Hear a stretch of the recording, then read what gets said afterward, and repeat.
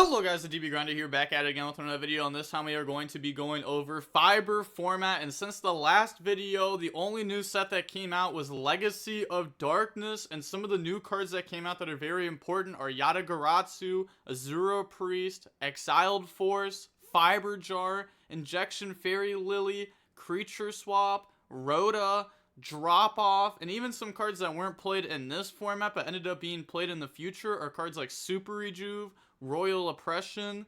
This set was very strong.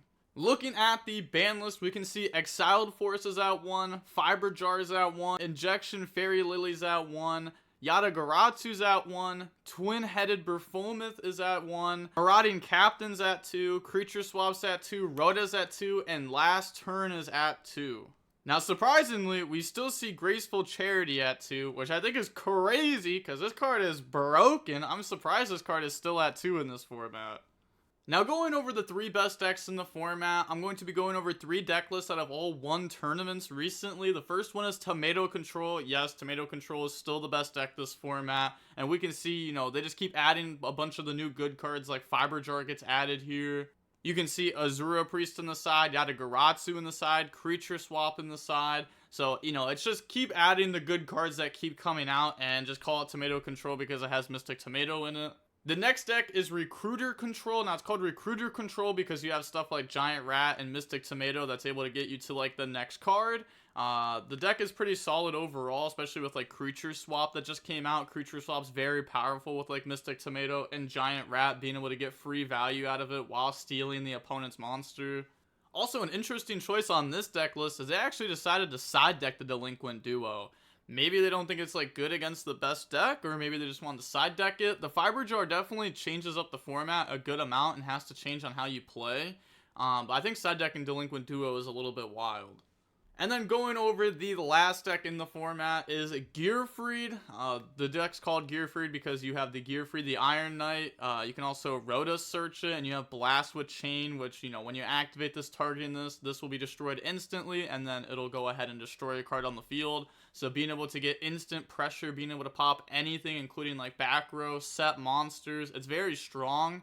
But realistically, this is the weakest of the 3 decks. And it also sucks because, like, Sangan and Witch of the Black Forest are unable to grab the Gearfried because it has more than 15 attack and 15 defense. So otherwise, you'd have a lot more ways to get to this card overall. So it kind of sucks that you lose some of the synergy with the deck that could have potentially have been there. Okay, now going over a tournament finals, we will see Artuos versus Bobby Bodiga, and let's go ahead and hop right in, and we will go ahead and we will see Artuos win the rock, paper, scissors, shoot, and they will decide to go first. 40 versus 40, gotta love to see it. Opening hands, we have Dark Hole, Fiber Jar, Monster Reborn, Mystic Tomato, and Injection Fairy Lily. We also draw for turn, so we draw into a Soul Eater, then they have Jinzo, Giant Rat, Change of Heart, Dark Hole, and Serpent. Okay, so we have, can't tell exactly what this is yet, but this is Recruiter because they play the Giant Rat. Then they go set the Fiber Jar, pass, they draw Injection Fairy Lily, and then they're going to go main phase, Change of Heart to go ahead and take the jar, and then Tribute Summon for Jinzo, which is a pretty strong play to start off with. I mean, they could have flipped the jar and used the effect and just put everything back, and then they'd be down the 5 cards, and then we'd have a turn to, like, normal summon and attack. But I guess we don't want, like, the chance of us getting sacked off the jar, because, you know, both players do draw 5, you know, you are just drawing a new hand. They draw on 2 Jar Agreed there, and then now they will go main phase, activate Dark Hole, 1 for 1 the Jinzo, then Reborn to summon back out the Jinzo, normal summon out the Lily, battle phase, swing, and then pay the 2k, to get all the damage in. And then set the Jar Agreed pass to draw Witch of the Black Forest, and now they have a really good Dark Hole here to wipe the board. Then set Witch of the Black Forest pass. This is probably the most damage we've seen, like, early on in one of these old formats. Like, we've only gone through 2 battle phases, and they're at 22 to 36. Then they're gonna go main phase Jar. Draw into the graceful, draw Mirror Force, knock, Snatch Steal. Wow, it knocks very good there too. Discard MST, Snatch Steal, knock the back row, normal summon out the Soul Eater, go ahead, banish, and then swing for game. So going on to the next game now, we will see Bobby go first. Opening hands, we have MST, Change of Heart, Graceful Charity, Jar Greed, Moth. They have MST, Giant Rat, Mystic Tomato, Delinquent Duo, Giant Rat, and a Raigeki. Okay, so they did draw a bunch of the recruiter monsters, you know, the monsters that get to the next monster. They're going to go activate Delinquent Duo, rip MST, and then they rip Change of Heart from the hand. Then just go set Rat, pass, they draw into Soul Eater, and then go main phase, activate Graceful, drawing into Order, MST, and Injection Fairy Lily. Then discard Lily plus MST, set Magician of Faith and Order, and the Jar of Greed. Pass, they draw into Tomato. Oh my gosh, they have so many other recruiter monsters now. You just don't need this many. They go normal summon out Tomato, flip Giant Rat, Raigeki, chain Order, chain MST. So, you know, that's fine. Like, you know, we spend 2 cards, out 2 cards. Then battle phase, go ahead, swing, swing. And the Giant Rat can get into stuff like Exiled Forest, which would be able to out the opponent's monster. Tomato can get into stuff like Witch of the Black Forest and Sangan. So now they're going to go ahead, pass, draw Tomato. And then they go Jar, draw into Jar. Set Tomato, set Jar, pass, they draw Dark Hole. And then battle phase, swing over, Tomato effect, summon out Witch of the Black Forest, and then swing over, and then Witch of the Black Forest effect to go search, grab out Fiber Jar, then pass, draw into Knock, and then Jar, draw into Gemini Elf.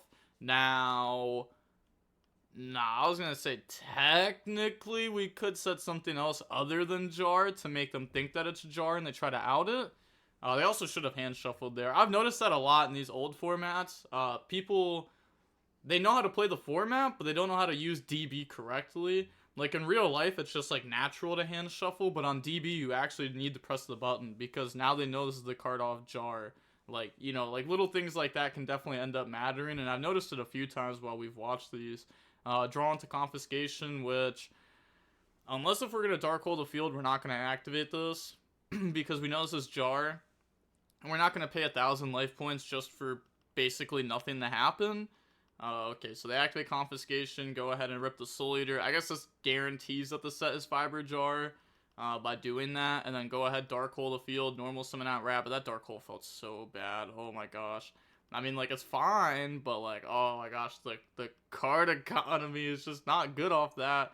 And then draw Tomato, and then we go main phase, set Tomato, pass, to draw Kaiku, normal summon Kaiku, battle phase, beat over Tomato, and then Tomato effect summon Tomato, and then Kaiku beat over Tomato, and then Kaiku and Tomato, so go ahead, banish the Graceful and the Change of Heart, because this is still back when this could banish spells and traps. So making like future Magician of Face weaker by banishing the very powerful spells from their graveyard. And then Tomato's going to summon out Sangan, pass, draw Confiscation, which we could use that to rip the last card out of their hand. We have something like Gemini Elf that can, you know, out the Kaiku, putting them on just Giant Rat. So that's what we're going to go ahead and do here. Beat over, switch Sangan to defense, pass to draw Yatagarasu, which, if we had drawn that, like, any turn before now, like, that could have been very powerful. But now it's like the opponent kind of has a setup. So we're going to go ahead attacking the Gemini Elf, and then Rat effect, bring out the Injection Fairy Lily. Oh my gosh, I've been messing up this card's name so much recently. So they go ahead, beat over, and then set Yata, pass, draw Kaiku. That is fine. The opponent does have enough life points to use this again, though.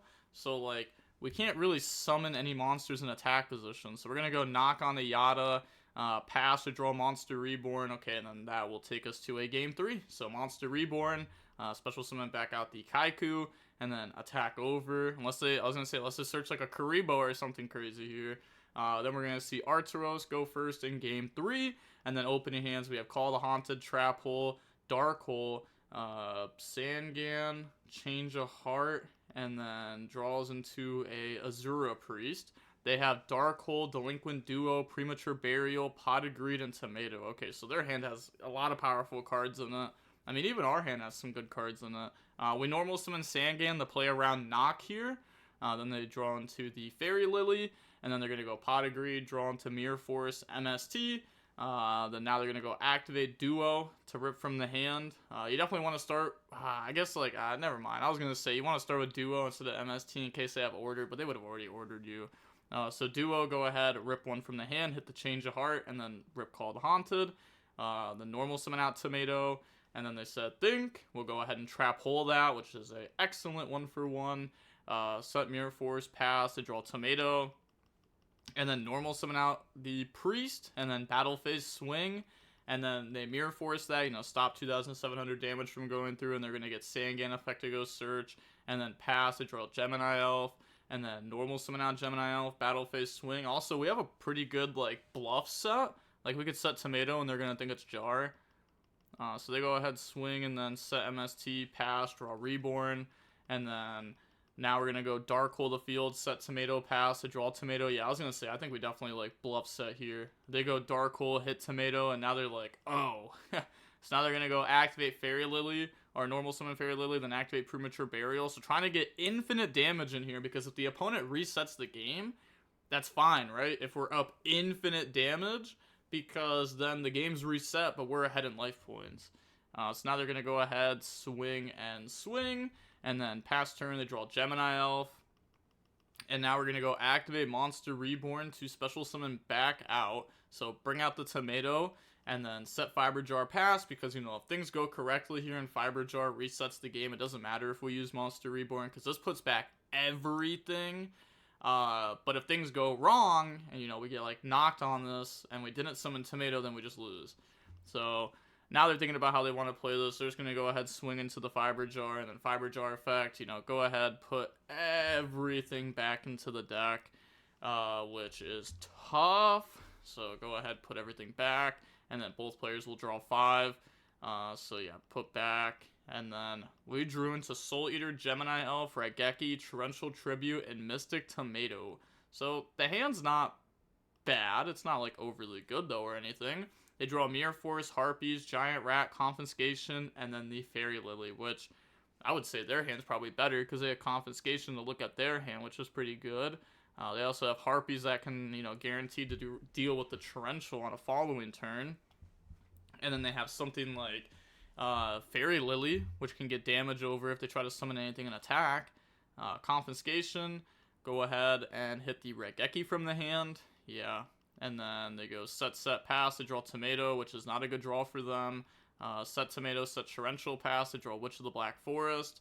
And now they're probably thinking about, ooh, okay, I like this. I was going to say, they're probably thinking about a way that they could potentially win here.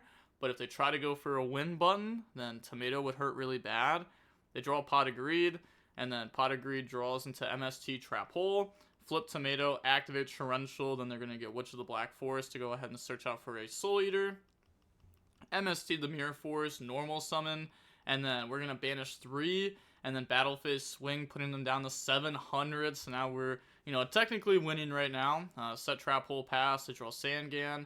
And, like, you got to feel pretty good with this, though, right? Like, you honestly have to feel pretty good with this. Unless if they have, like, a Recruiter monster. Like, yeah, but they don't have one here, which is tough. Because now they're going to go banish, gang attack. And then, yeah, if they crash, they just lose to any monster. I mean, I'm surprised they admitted defeat there, though, because I would at least put my opponent on have a monster, which they do have one here, but I would put them on have one, right?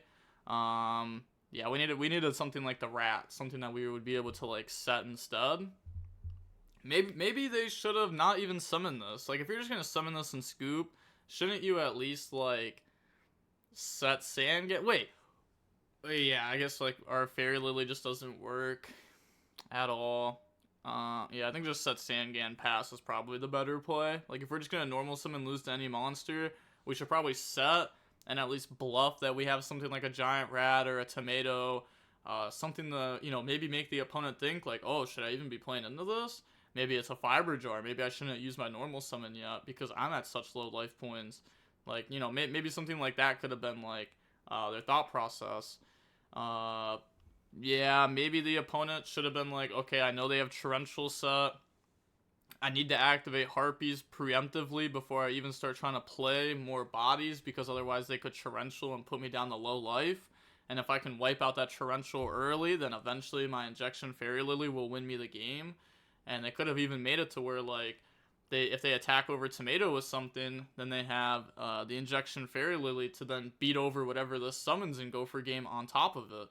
Oh, wait, yeah, they might have actually just thrown this, right?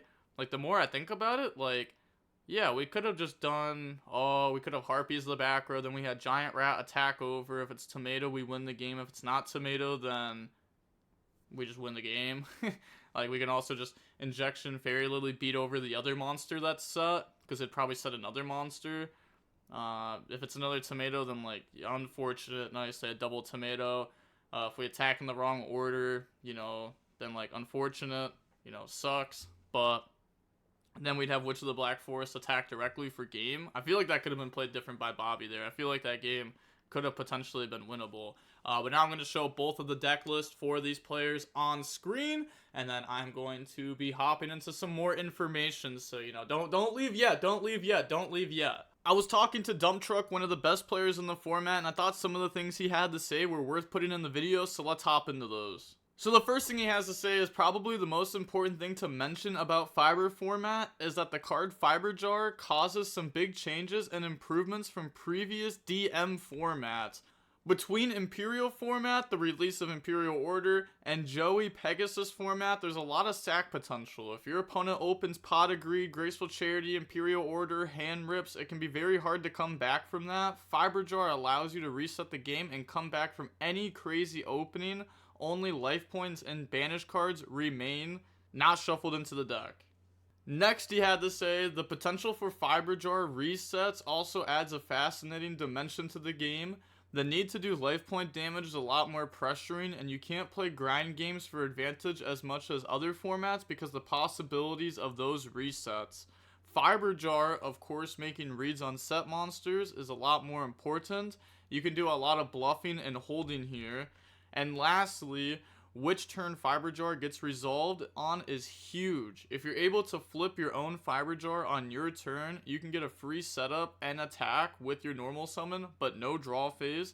Your opponent gets their draw phase, and if it's early mid-game, they can hit back card with that extra card.